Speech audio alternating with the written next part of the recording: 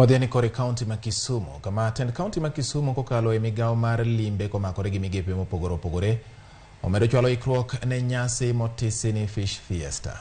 Twak mar gi jofwambo tend kaunti no yango moko kuom chenro mabiro betie kinde nyasi no, mano mar lombo jolimbe mabiro yuoro e nyasi no. Romono bende okelo twak ewi kaka inyalo med bero sekta mar limbe e kaunti ma Kisumu.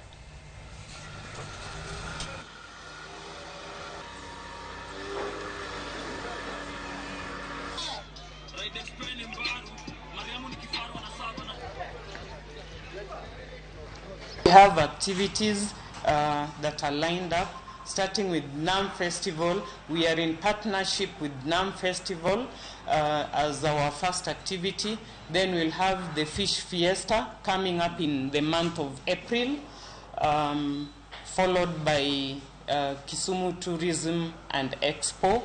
We are in the process of growing the leisure tourism, and I'm happy our activities towards the lake, which is a major contributor of leisure tourism, particularly the attraction sites along the beaches, along the lake. There are plans by the county government to improve them, and the private sector will be part of this. Kawamakre wanyalo dhi nyime mondo wangi kaka Lake Victoria biro bedo heritage marwa, mamiyowa pride e Kisumu, mamiyowa pride e resources ma wan go, mamiyowa pride e welo ma warwa.